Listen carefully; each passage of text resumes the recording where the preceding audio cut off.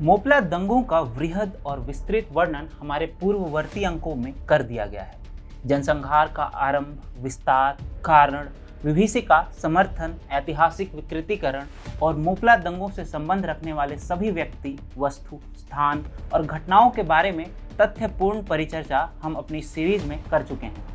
हमारे द्वारा इस मौखिक परिचर्चा को तार्किक और तथ्यपूर्ण बनाने के साथ साथ दर्शकों की सुगमता हेतु श्रुति तुल्य और रोचक बनाने का विनम्र प्रयास है। हम अपने दर्शकों के ज्ञान शुदा और राष्ट्र प्रेम से परिचित हैं। अंततः इस घोर अमानवीयता के संदर्भ में हम आपके कुछ नैसर्गिक और जिज्ञासु प्रश्न से पूर्णतः अवगत हैं। हम जानते हैं कि हमारे विद्वत और राष्ट्रभक्त दर्शकों के मन मस्तिष्क में ये प्रश्न अवश्य कौंधा होगा कि जब नरसंहार का नारकीय नृत्य चल रहा था तब क्या कोई ऐसा वीर नहीं था जिसने प्रतिकार किया हो? क्या वीरता की संस्कृति नरसंहार के समय नपुंसकता की विकृति में परिवर्तित हो गई थी? शौर्य कहाँ था? सामाजिक प्रतिरोध के उदाहरण कहाँ थे? नौजवान धर्मवीर उस समय कहाँ थे? खैर, वीरों का तो पता नहीं, लेकिन एक वीरांगना की पराक्रम गाथा प्रतिरोध का प्रतीक बनी। इस अंक में हम आपको उसी वीरांगना की वीर गाथा सुनाएंगे। TFI पर आपका स्वागत है। मैं अभिनव TFI द्वारा प्रस्तुत मोपला नरसंहार के इस सीरीज के अंतिम अंक में आपको संक्षेप किंतु स्पष्ट रूप से यह बताऊंगा उस वीरता की कहानी जिसने अपने परिवारजनों के रक्षण हेतु वीरता की प्रतीक बनना पसंद किया। यह भी बताऊंगा कि धर्म रक्षण हेतु उद्यत धर्म योद्धा कैसे अधर्मियों के पूरे समूह पर भी भारी पड़ता है। उत्तरी केरल के थूर और करुणावाय कांडी के बीच बंजर पहाड़ी पर एक कुआं है। 24 अगस्त 1921 को इस बंजर पहाड़ी की चोटी पर मुस्लिम नेता चाम्ब्रेसेरी इम्बिची कोयाथंगल ने अपने 4000 से अधिक मुस्लिम अनुयायियों के साथ एक विशाल रैली का आयोजन किया था। पहाड़ी पर एकांत वृक्ष के नीचे थंगल खड़ा था और 40 से अधिक हिंदुओं का सर्वेक्षण कर रहा था, जो उसके सामने करबद्ध और नतमस्तक अवस्था में थे। उन पर लगे आरोप को पढ़कर सुनाया गया। 33 हिंदुओं को मौत की सजा दी गई। पहले 3 की मौके पर ही मौत हो गई थी।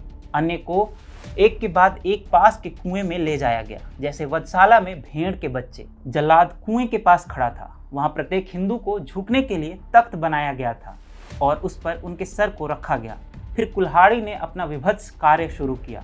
अधिकांश हिंदुओं के सिर काट दिए गए और उनके शरीर को कुएं में फेंक दिया गया। उनमें से कुछ की तत्काल मृत्यु नहीं हुई, लेकिन उन्हें गंभीर रूप से घायल कुएं में फेंक दिया गया। कुएं को ठोस चट्टान से तराशा गया था। उसके चारों ओर कोई दीवार नहीं थी।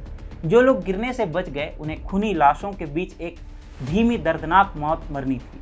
खून खराबे के 3 दिनों बाद तक लोगों ने कुएं से चीख पुकारे सुनी, लेकिन वे मदद करने के लिए आगे नहीं आए क्योंकि वे डरे हुए थे। जो कोई भी यहाँ घूमने आता वह भयानक मृत अवशेष पाता। कुएं का तल मृतकों के कंकाल से भर गया था। चेम्ब्रेसेरी के इस अमानवीय कृत्य के बाद कई क्षेत्रों से ऐसी ही खबरें आई। दंगाइयों ने दंगों में शामिल नहीं होने देने वाले को शारीरिक रूप से नुकसान पहुंचाना आरंभ कर दिया था।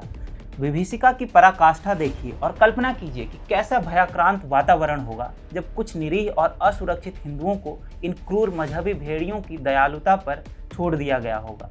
मैं तो कहूँगा कि यह नृशंसता, राजनैतिक नपुंसकता, सामाजिक अकर्मण्यता, वामपंथी दिग्भ्रमिता, पशुता और मानवीय मूल्यों के पतन की भी पराकाष्ठा है। परंतु इस प्रलय और घनघोर तम के बीच संबल और प्रतिरोध का दिया जलाती एक वीरांगना विलक्षण वीरता का उदाहरण प्रस्तुत करती है। 26 सितंबर को एरिकोड तालुका में रहने वाली एरिनी हिक्कल नारायणी अम्मा के घर कुछ मोपला घुस आए।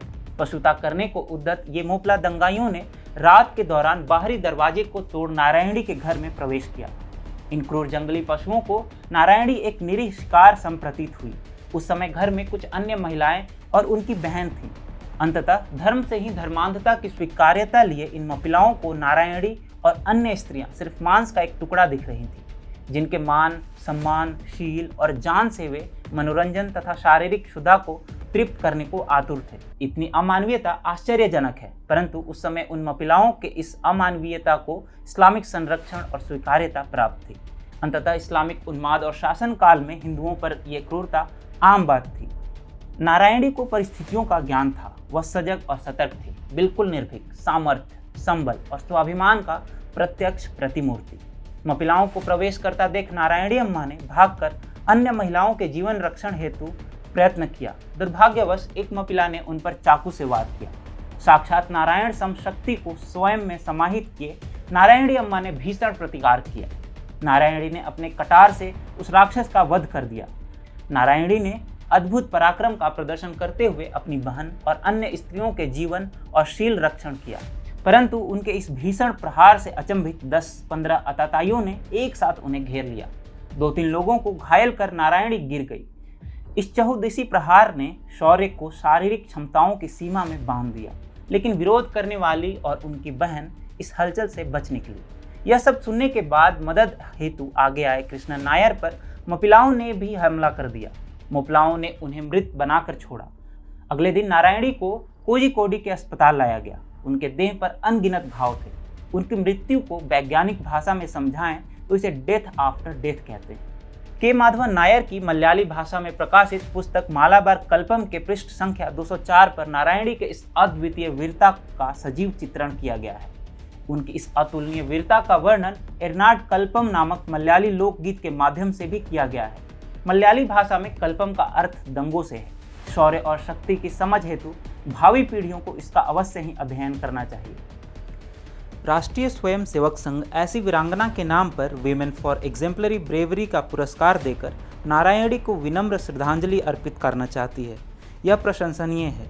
पीढ़ियों को उनके बारे में ज्ञात होना चाहिए। पीढ़ियों को उनके बारे में ज्ञात होना चाहिए। इस सच्ची घटना से हम अपने दर्शकों को 2 बात समझाना चाहते हैं। प्रथम, जितने प्रहार नारायणी के शरीर पर किया गया वो इस्लामिक धर्मांधता का प्रत्यक्ष प्रमाण है और नारायणी का प्रतिकार धर्मो रक्षिता रक्षता का प्रतिबिंब। नारायणी का साहस दर्शाता है कि अगर हम धर्म की रक्षा करें तो धर्म अवश्य हमारी रक्षा करेगा। यह इस्लामिक धर्मांधता पर सनातन विजय है। इस कहानी के माध्यम से आप इस्लामिक क्रूरता का दर्शन करें और धर्म पारायणता हेतु उद्यत हों। इस बात को समझें कि एकता में ही शक्ति है। इसी शक्ति से आप संरक्षित रहेंगे, अन्यथा इस्लाम आपको एक कर देगा काफिर के नाम पर। धर्मो रक्षति रक्षता से यतः धर्मोस्ततः जय की सीख मोपला दंगों पर हमारे इसी प्रस्तुतिकरण को सार्थकता देगी।